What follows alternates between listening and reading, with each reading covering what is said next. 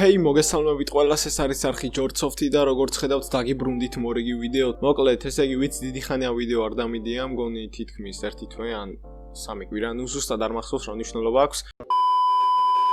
ესე იგი, სიახლეები არხზე, პირველი სიახლე ისაა, რომ ესე იგი, არხზე ძველი ვიდეო გაკვეთილები რაც იყო პროგრამირებაზე წავშალე და დავიწყე მთლიანი სრული კურსების დადება.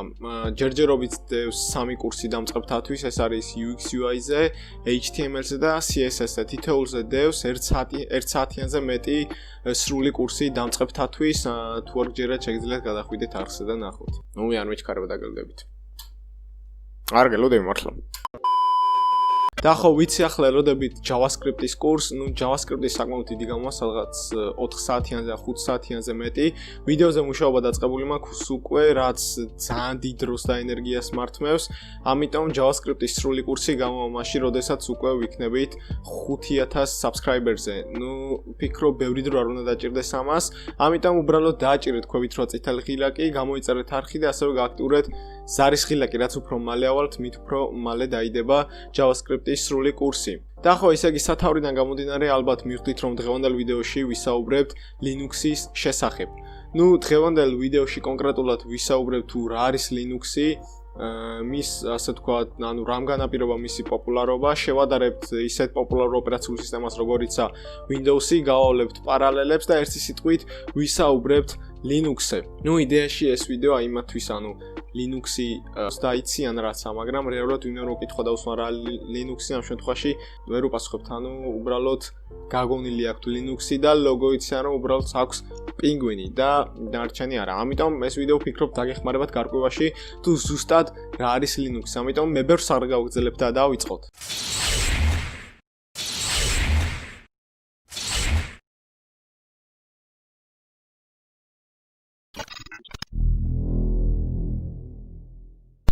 ესე იგი, რა არის Linux-ი? პირველ რიგში დავიწყოთ იქიდან, რომ Linux-ი არის ოპერაციული სისტემა. იდეაში ისეთივე ოპერაციული სისტემა, როგორიცაა თუნდაც ყველაზე პოპულარული Windows-ი ან macOS-ი. ანუ ოპერაციული სისტემა უბრალოდ ეშვება კომპიუტერზე, ჩართვის დროს და ის ჩვენ გვაძლევს საშუალებას, რომ გავაკეთოთ დანარჩენი სამუშაო. ის ნებისმიერ სამუშაო, რასაც ჩვეულებრივი მოკვდავი ადამიანი ოპერაციულ სისტემაზე აკეთებს. მოდით სანამ უშუალოდ კიდევ ჩავუღრმავდებით ამ ყველაფერს, პატარა ცოტა შევეხოთ Linux-ის ისტორიას.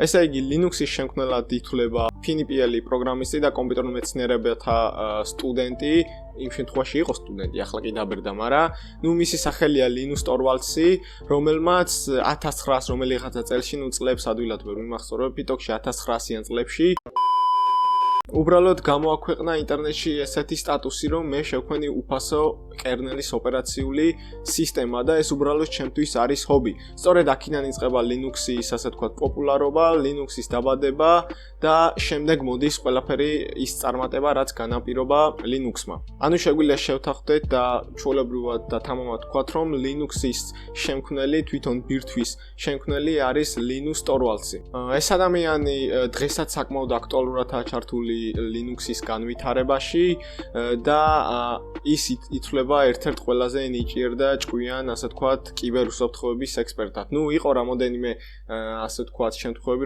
რომელსაც მას ჰაკერულ დანაშაულში ჰქონდა ბრალი, მაგრამ ეს იყო ძალიან ადრე და ასე ვთქვათ, Linus Torvalds-ზე ეს ბრალდებები სრულიად მოიხსნა. ასევე ეს ადამიანი ხშირად ერთვება დისკუსიაში, ვიტყვი რომ საშინლად ვერ იტანს Nvidia-ს და Windows, ასე ვთქვათ, ზოგიერთ ინტერვიუში დასცინის ხოლმე მასაც, მაგრამ ერთი სიტყვით მაგარი ტიპია რა.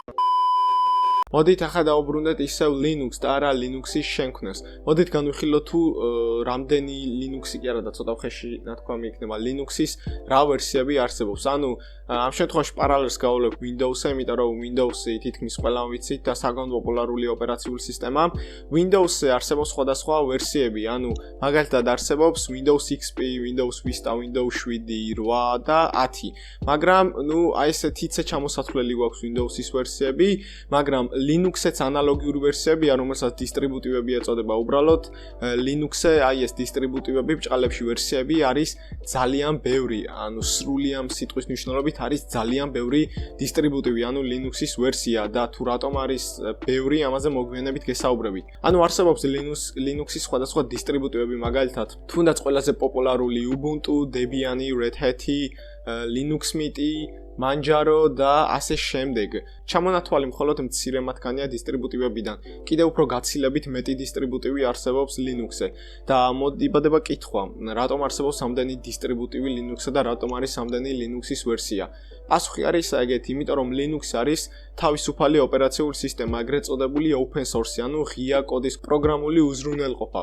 რას ნიშნავს open source? ვახსენე რომ Linux არის open source, რაც ნიშნავს იმას, რომ ანუ Linux-ი გვაძლევს მთლიანად, ანუ ყველაფრის საშუალებას. Даже Linux-ი არ ვართ უბრალოდ user-ი, ანუ ვართ user-ზე მეტი. შესაძლოა უხეშად რო ვთქვათ, Linux-ზე შეგვიძლია ვიყოთ ღმერთი. შეგვიძლია ჩავიდეთ იმ სისტემურ ფაილებზე და ვნახოთ საერთოდ ის სისტემური ფაილები, რითაც საერთოდ აწყობილია Linux-ი და შეგვიძლია დავშალოთ, გადავაკეთოთ ჩვენეული ვერსია გავაკეთოთ, ან თუნდაც ისე დავაზიანოთ, რომ საერთოდ ვეღარც ჩავრთოთ კომპიუტერი. სწორედ ამას ნიშნავს open source. Linux-ი ჩვენ საშუალებას გვაძლევს, რომ ის გადავაკეთოთ ჩვენს გემოზე და დავყოთ, დავანაწევროთ და სრული ამ სიტყვის მნიშვნელობით ნებისმიერი რამ ვუქნათ კერნელის ბირთვზე Linux. სწორედ ამან განაპირობა ის, რომ არსებობს უამრავი დისტრიბუტივი. Აი მაგალითად შენ შეგიძლია უბრალოდ დაჯდე, გამოიყვანეს open source სისტემა Linux-ი და შექმნა შენეული დისტრიბუტივი დაარქვა შენი სახელი და გაიყვანო ის ბაზარზე. უბრალოდ საჭიროა მისთვის სათანადო ცოდნა და ამ ცოდნის სწორად გამოყენება.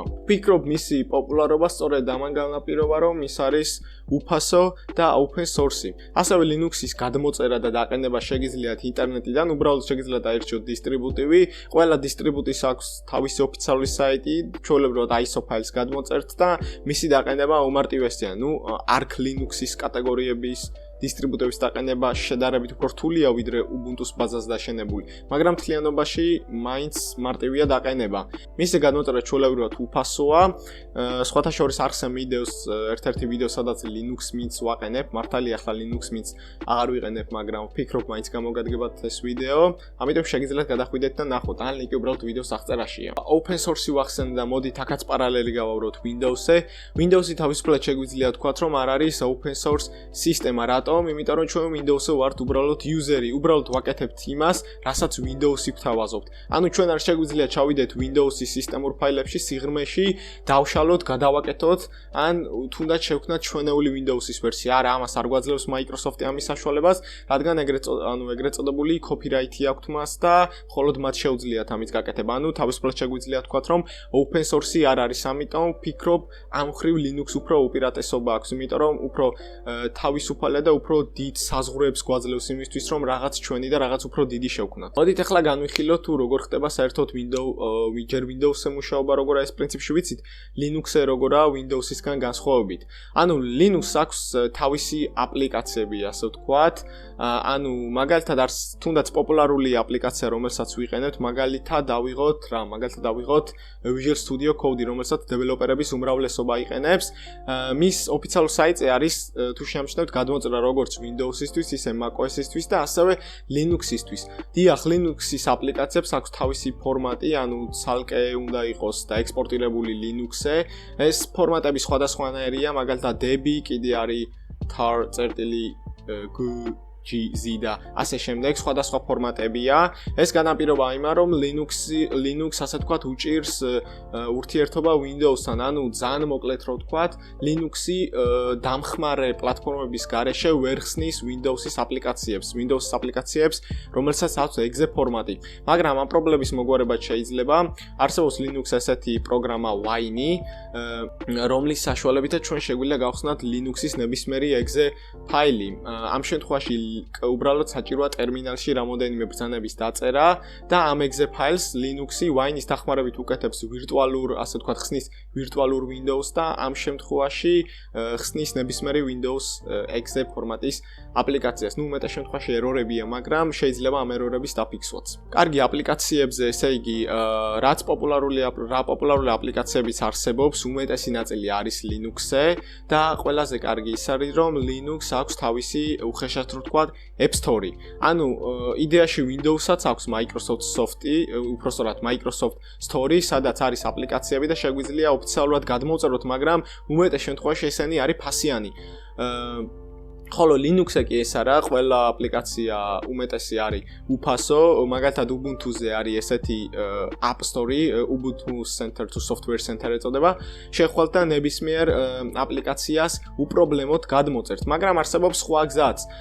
უბრალოდ შეგვიძლია რამოდენიმე ბრძანებით დავაყენოთ ჩვენი აპლიკაცია. თუ ამ აპლიკაციას აქვს რეპოზიტორი, შეგვიძლია უბრალოდ გავხსნათ ტერმინალი, დავწეროთ sudo apt-get install და აპლიკაციის სახელი და რამოდენიმე წამში ან რამოდენიმე წუთში უპრობლემოდ დაყენდება ჩვენი აპლიკაცია. მაგრამ ანუ ეს ასე ვთქვათ, ძირითადად ძალიან პოპულარულ აპლიკაციებზე ხდება, იმიტომ რომ უმეტეს შემთხვევაში ზოგიერთ აპლიკაციას რეპოზიტორი არ აქვს და ტერმინალით დაყენებით, ანუ ესე მარტივად ვერ ვიზოთ, ან ფაილი უნდა განმოწეროთ და მერე გავუშვათ ტერმინალით, ან კიდე App Store-დან უნდა განმოწეროთ, ეგრეთ წოდებული ასე ვთქვათ, Linux-ის აპლიკაციების მარკეტიდან.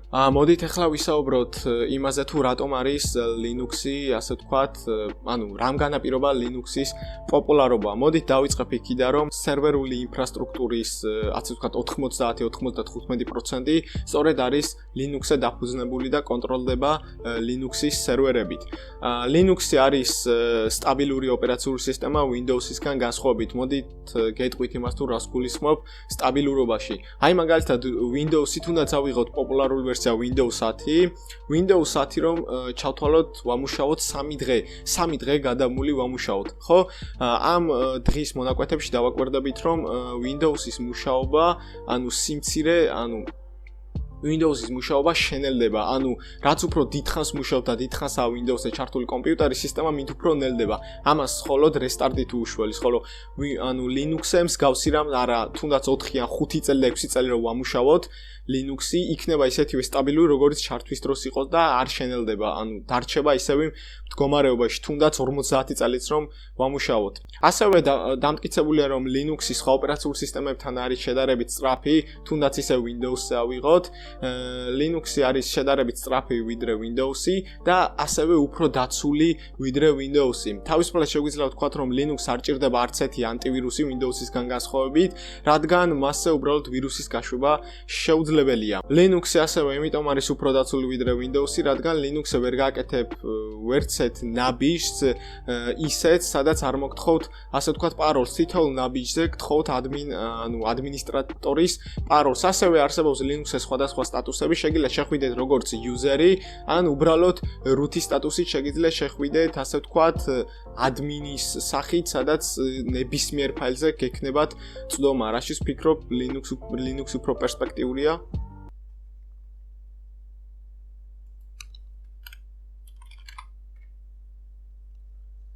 რაშიც ვფიქრობ, Linux უფრო პერსპექტიულია ვიდრე Windows. ხო, მოდით ეხლა გავიხილოთ ის თუ თითოეული დისტრიბუტივები რაში გამოვიყენება. ანუ ვიცით რომ წეგან ვახსენე რომ ამდენ დისტრიბუტივი, იმიტომ რომ არის open source-ი და თუ თქვენ გინდათ Linux-თან მუშაობა, არსებობს უამრავი დისტრიბუტივი, რომელიც ასე თქვა დაგეხმარებათ თუ რომელი მოარგო თქვენ გემოვნებას. მაგალითად, თუ თქვენ ხართ კიბერუსაფრთხოების ექსპერტი, ანუ კიბერუსაფრთხოების უმეტესობა იყენებს Linux და სწორედ Linux-ზე მუშაობს, არსებობს Linux-ზე დისტრიბუტივები სპეციალურად ჰაკინგისთვის და კიბერუსაფრთხოებისთვის, რომელსაც ახლავთ უამრავი დამხმარე ჰაკინგ თულები და გადატენილია ჰაკინგ თულებით. მაგალითად, თუნდაც ყველაზე პოპულარული არსებობს Kali Linux-ი და FerOS-ი, ამჟამად ყველაზე პოპულარობით მგონი Kali Linux-ი სარგებლობს.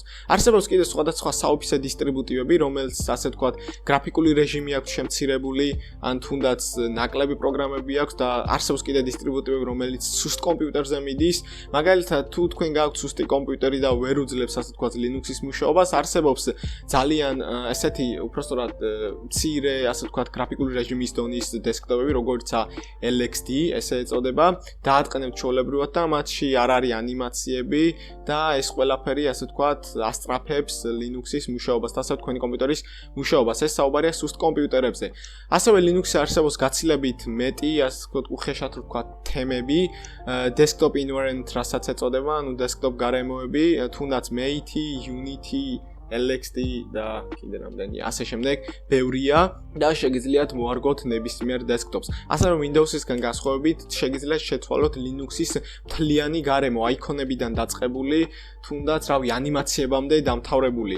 Windows-ი ამას შედარებით მოკლეხაზოვანია, ამიტომ რომ გვაძლევს მხოლოდ რამოდენიმე ასე ვთქვათ ილუსტრაციის ან თემის დაყენების საშუალებას. Linux-ზე კი შეგვიძლია ყველაფერი სრულიად სიტყვის მნიშვნელობით ნულიდან საერთოდ ჩვენი თემა გავაკეთოთ და ის დავაყენოთ. ამიტომ ვფიქრობ ამაშიც საკმაოდ დიდ კომფორტს გვაძლევს Linux-ი. და ხო ერთი სიტყვით სულ ეს არის Linux-ი. ვფიქრობ მოგეწონათ ვიდეო და დაგეხმარათ იმის გაგებაში თუ რა არის Linux და საერთოდ რას წარმოადგენს ის. თუ ასე რა თქმა უნდა დალაიქეთ ვიდეო, გამოიწერეთ არხი რათა არ გამოტოვოთ შემდეგი ასეთ ვიდეოები. თქვენთან იყო ჯორჯ სოფტი, შევხვდებით მომავალ ვიდეოში. Bang!